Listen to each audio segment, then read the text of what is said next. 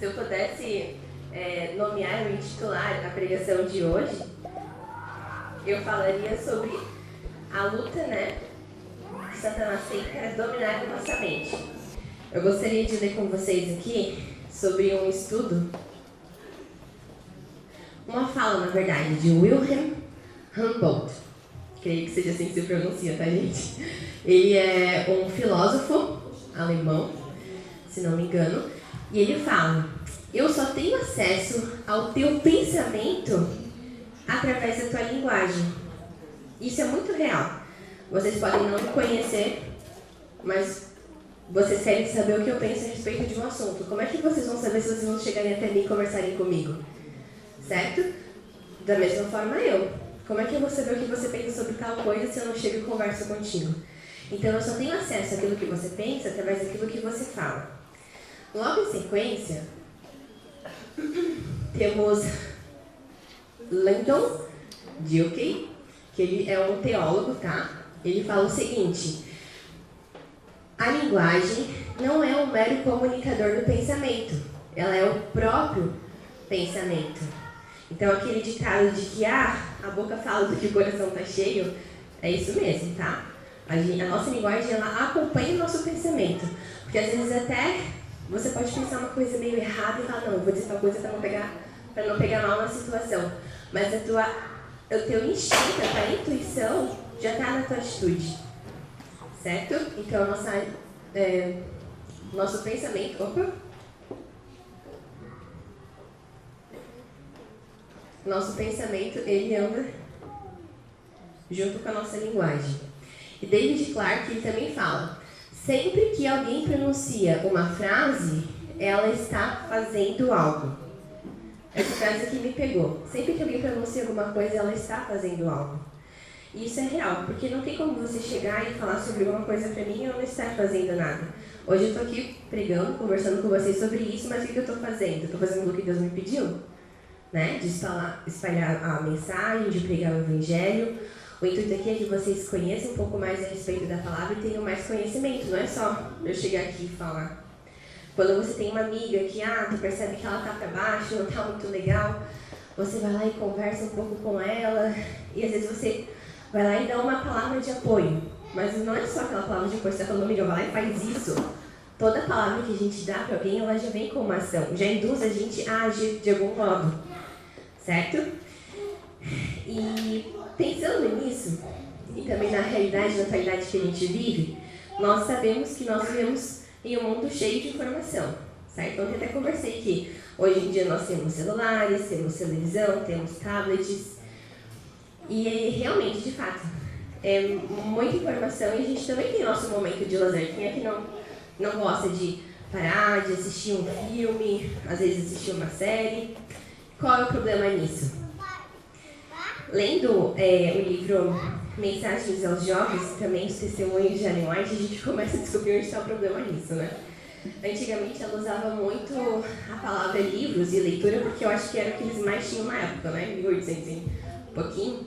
Mas a gente pode pegar a palavra leitura e aplicar também aquilo que você assiste, aquilo que você joga, porque o tempo foi evoluindo e as coisas também vão evoluindo, certo? E eu gosto muito do que Roger Morneau, quantos aqui conhecem Roger Morneau, que escreveu Viagem Sobrenatural, livro fantástico, gente, indicação aí de um bom livro, uma boa leitura. Ele é um antigo satanista, ele se envolveu com adoração a espíritos e demônios, e ele chegou a conversar com o sacerdote do templo uma vez, e o sacerdote começou a revelar para ele vários planos que Satanás teve com os anjos dele. Antes deles entrarem no século XXI, diz aquele sacerdote que eles fizeram tipo uma comissão para conversar sobre como eles atacariam a próxima geração. Roger Morneau, na época, morava lá em Montreal, no Canadá, e era muito comum você sair na rua, você ver cartomantes, mulher querendo ler a sua mão, né? Eu acho que muitos lembram dessa época. Bom, eu não, mas enfim, né? Conhecem, né? Pegaram a referência. E tinha muito disso nessas barracas na rua. E Satanás sabia que aquilo não ia durar muito tempo. Ele falou: gente, a ciência vai aumentar, a gente vai ter que criar alguma coisa. E você fica arrepiado lendo o livro quando ele fala que o próprio Satanás participou pessoalmente da criação de Charles Darwin, para poder induzir ele a escrever a teoria da evolução.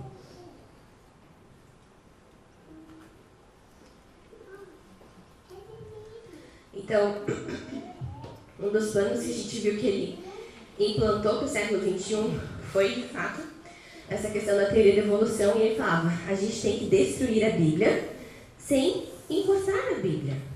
Então, como é que a gente vai fazer? Charles Darwin foi um, que eles, educaram, participaram do processo de educação. Eles também começaram a falar muito sobre o espiritismo, sobre a filosofia, puxar essa questão de ser agnóstico. A gente vê que isso hoje em dia é uma coisa muito forte. Muitos falam, eu acredito em alguma força por aí que é maior, mas não necessariamente um Deus, não necessariamente é o mal. E eles falavam, as pessoas não podem saber que a gente existe. Eles têm que pensar que Satanás é aquele bicho feio com chifre, com rabo todo vermelho. A gente tem que enganar essa geração. Então, quanto mais a gente fizer com que eles não pensem que eu não existo, que vocês, meus anjos, não existem, melhor pra gente, mais pessoas a gente ganha pro nosso reino. E a gente vê que, uau, isso realmente aconteceu, E tem acontecido no nosso século. E ele falou, a gente vai destruir a Bíblia sem encostar nela, e vamos destruir a Bíblia fazendo com que os cristãos não peguem tanto nela, afastando o próprio cristão da palavra de Deus. Será que isso acontece hoje? A gente não acaba pegando mais o nosso lar do que na nossa Bíblia? A gente, infelizmente, encara essa realidade. Eu gostaria de ler com vocês agora umas citações, tá bom? Dos livros de Testemunhos Seletos de Ellen White, também de Mensagens aos Jovens. E ela diz o seguinte, vi que os jovens e adultos negligenciam a Bíblia. Não fazem desse livro seu estudo e regra de vida como devem. Isso tem acontecido hoje, Não estou, como eu falei, não estou aqui para criticar ninguém, mas é algo que eu refleti muito sobre isso, que gerou muita mudança em mim, e eu vejo, nossa, realmente tem acontecido, a gente tem negligenciado a Bíblia. E sabe qual que é o perigo nisso? O perigo nisso é você vir à igreja, ouvir falar, Jesus te ama e ele morreu por você. E você ficar tipo, amém. E morrer nisso. Gente, Jesus morreu por você, isso tem que causar efeito no seu coração. Isso tem que te, impactar e te levar a uma mudança. Certo? Porque isso é uma coisa que Satanás também quer, que a gente, tanto faz, tanto vem, que a gente vive nessa mornidão espiritual de ir e vir, de hoje eu estudei minha Bíblia, eu estudei minha lição, amanhã eu esqueço e está tudo bem. Entende? A gente tem que saber que o sacrifício de Cristo tem que fazer efeito na nossa vida. Inclusive, Roger Morneau, ele, no livro Viagem Sobrenatural, ele conta a história de vida dele, e depois ele escreveu outro livro chamado Respostas Incríveis à Oração. Outro livro maravilhoso, tá inteiro. Estava lendo o seu, inclusive. Mas lá ele levantou um testemunho de oração incrível, sabe? E muito lindo, assim, dele chegar para trabalhar, ele vendia... Esqueci o nome, gente. Antigamente tinha aquelas agendas gigantes com vários números de empresas, Lista telefônica. Isso aí. Ele fazia listas telefônicas, então tinha que ir várias empresas pegar os contatos. Ele falou que ele foi numa empresa e tinha um cara furioso, o chefe estava xingando todo mundo lá. E ele falou, nossa senhor, vou ter que entrar e conversar com esse homem que é super difícil de negociar. E já estava um mês com o cara desembarcando e ele tinha que fechar mais esse contrato. E é incrível você ver como ele orava e acalmava as coisas, sabe? Ele chegou lá, ele orou e aquele cara começou a desabafar com ele, fumando um monte lá no escritório. Mas começou a se abrir para ele e falar que eu tenho problema, que minha esposa é isso, meus filhos só fazem isso para mim. E como é que você está tão calmo aí? Eu não entendo, tu tem que sair daqui para outro lugar? Aí ele falou, eu converso com Deus, eu oro. E aquele homem pediu oração. Depois de um mês ele voltou lá, aquele homem era outro, não estava mais fumando. Olha que incrível, aquele homem acabou se convertendo, muito lindo. Outro testemunho que ele passa sobre uma vez que ele estava trabalhando, teve que encostar o carro dele no estacionamento e tinha um casal brigando muito no lado. Brigando, e ele falou assim, Senhor, acalma esse casal, afasta os espíritos maus desse carro. e eles pararam de brigar. É muito lindo, assim, quando a gente começa a usar a oração com poder. E eu gosto do que ele fala no livro dele. Ele fala, o segredo para a oração é você sempre reconhecer o sacrifício de Cristo. Ele falava sempre assim, ó, para uma dose diária você leia Mateus 25, né? O momento lá da Gólgota que Jesus é crucificado. Porque naquele momento a gente viu ontem que foi o quê? Quando Satanás foi expulso de vez do céu, que ele caiu como um raio, né? Assim como Jesus havia profetizado lá em Lucas capítulo 10, ele caiu na terra e pronto, acabou para ele. Ali a gente reconhece que Jesus venceu. E esse é o perigo, da gente cair na mornidão de escutar que Jesus morreu por você e ele te ama e tá beleza. Você chega em casa, abre o celular, assiste pornografia.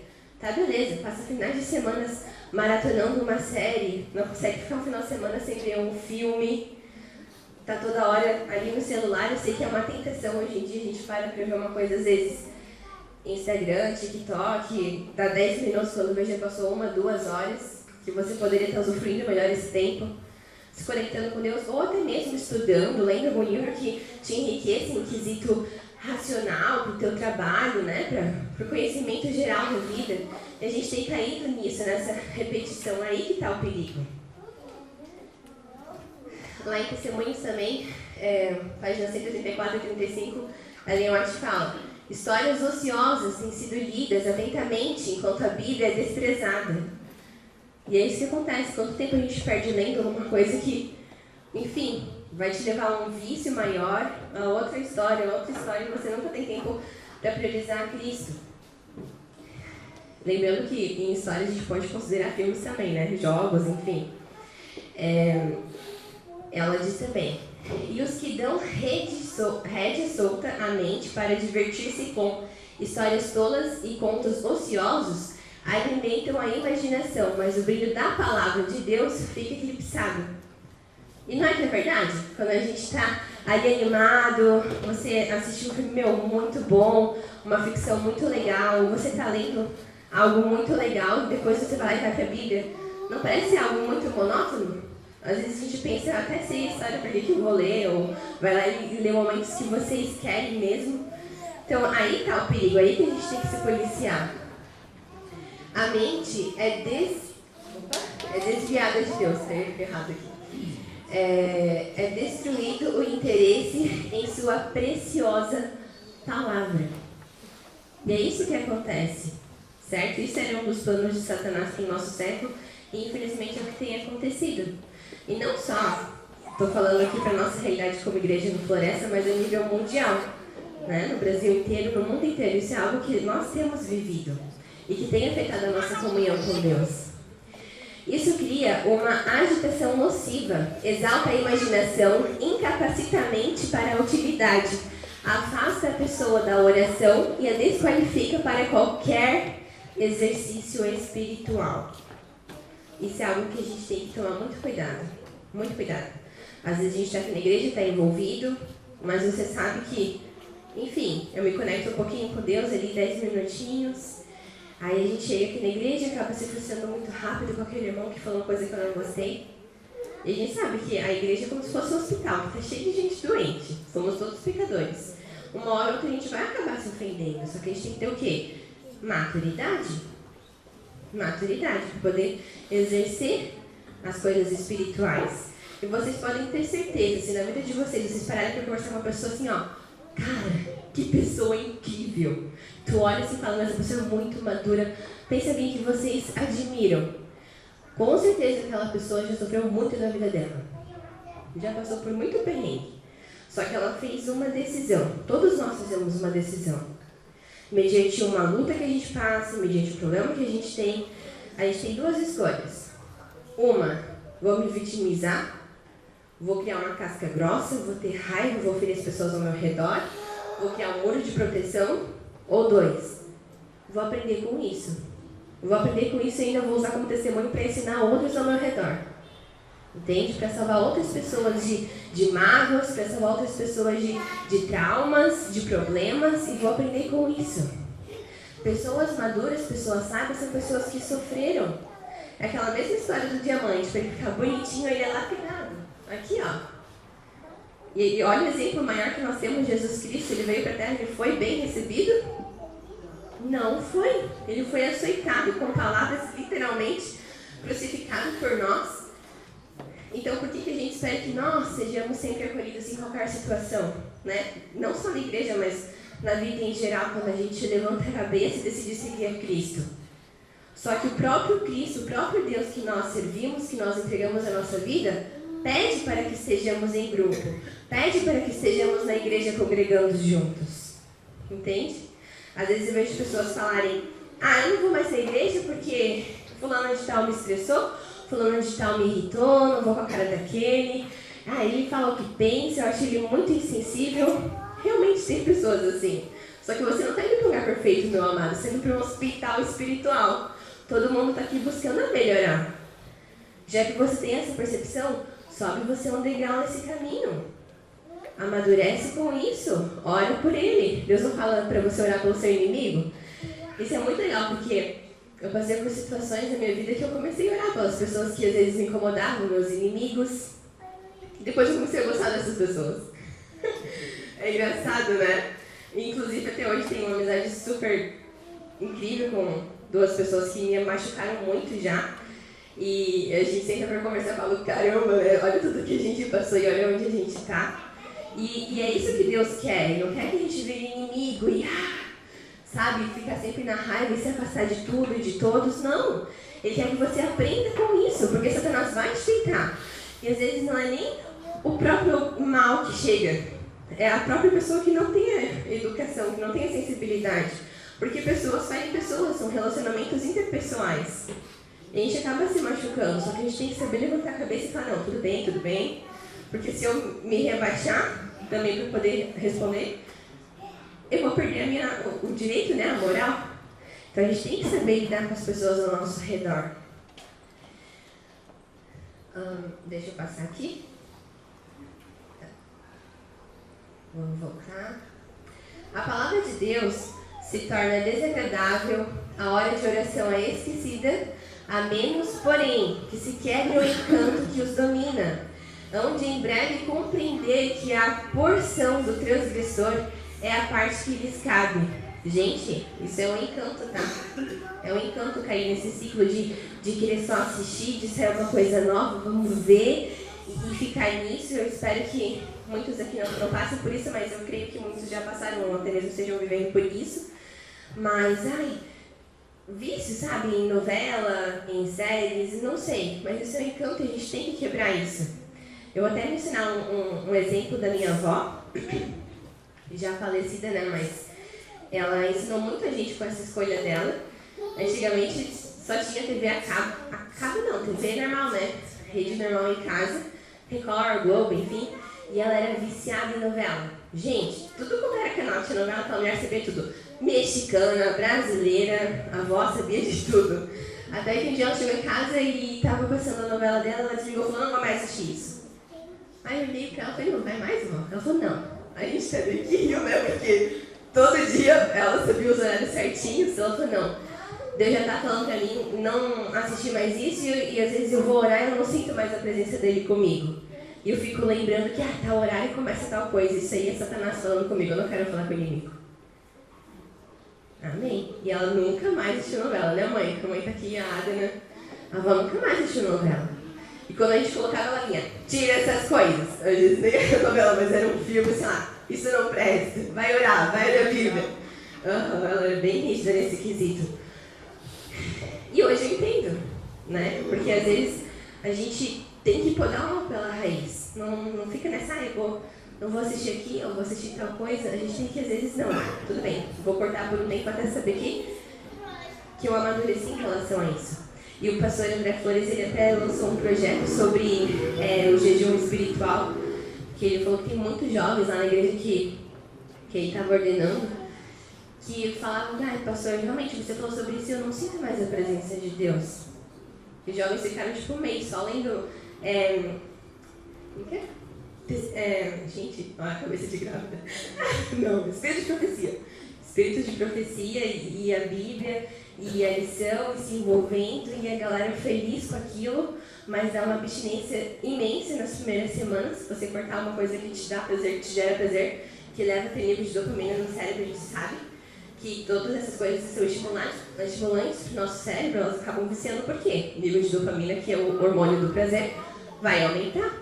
Só que isso não é saudável, porque tu está recebendo uma bomba dessa informação. E quando acaba, tu deprecia tão rápido. Por quê? Porque não é saudável. Então, eu gostaria que vocês hoje parassem para refletir naquilo que tem pegado na carne de vocês, naquilo que vocês falam, opa, eu tenho que dar uma cortada nisso e me apegar mais em Deus. Porque isso com certeza influencia a nossa comunhão. Não é só você pegar, ler a Bíblia e tá legal. Às vezes tem que mudar algumas coisas na sua vida, cortar umas leituras, algumas coisas que você assiste, enfim. Ninguém está tão firme nos princípios corretos, ninguém está tão protegido da tentação que esteja seguro lendo essas histórias. Ellen White fala essa mensagem aos jovens. Isso é verdade? Ninguém está seguro se você tem ali um espinhozinho na carne com aquilo que Satanás sabe que pode te atentar. Então que hoje você possa parar para refletir na sua vida. O que está pegando? O que eu posso melhorar? Senhor, é isso? Senhor, realmente é aquilo. Então me ajuda. Hoje eu quero mudar isso. E eu trouxe também essa pesquisa sobre os benefícios da leitura da Bíblia. Ela foi feita pelo Centro Bíblico, né? Eles são lá da Califórnia, se não me engano. O Paulo Arnold e a Pamela Caudy. Eles são teólogos. É muito comum, né, as mulheres darem teologia lá nos Estados Unidos, né, pra fora. E isso é muito legal também. Mas eles fizeram esses estudos e eles falaram sobre o benefício de você ler a Bíblia todo dia, tá? Isso aqui é para uma pessoa que, lê no mínimo 3 vezes ao dia, porque eles colocaram pessoas que liam um dia só, os grupos de estudo, né? Pessoas que liam um dia só, pessoas que liam 2 dias, pessoas que liam 3 dias, 4 dias e os 7 dias da semana. E esses benefícios começaram a aparecer somente nas pessoas que liam 3 dias em diante. E o resultado foi que o sentimento de solidão cai 30%, que é muito importante hoje em dia, né? Quem não se sente sozinho nessa multidão imensa. Problemas com a raiva caem 32%. A raiva é outra coisa que a gente pode conversar um dia só sobre isso. Porque é um sentimento natural, né, do nosso organismo. Enfim, é uma emoção que a gente tem que nos salva de muitas coisas, só que a gente também tem que saber controlar e lidar com ela em certos momentos, né? As amarguras em relacionamentos, casamentos, filhos, amigos, né? Essas amarguras, essas mágoas. A Bíblia te ajuda a superar, ajuda a trabalhar com aquilo. 57% menos chances de problemas com álcool. Olha que interessante. Lá no Itinga, nós fomos sábado retrasado com os jovens entregar umas doações lá no lar. Eu esqueci, casa de repouso, né, para pessoas alcoolistas, que não é mais alcoólatra que se fala, é alcoolistas. E a gente se surpreendeu com eles cantando, a gente deu uma mensagem musical e depois eles prepararam uma mensagem musical pra gente cristã. E eles falaram de Deus pra nós. Eu até fiquei vontade de chorar. Cheguei lá e encontrei uma professora minha, eu falei, nossa, ela é terapeuta deles no caso. Mas ela sempre falou que a espiritualidade ajuda muito. E ver que a ciência comprova isso, né, no tratamento de vícios. Porque eu sei que o vício é difícil quebrar, gente, mas tem como tratar.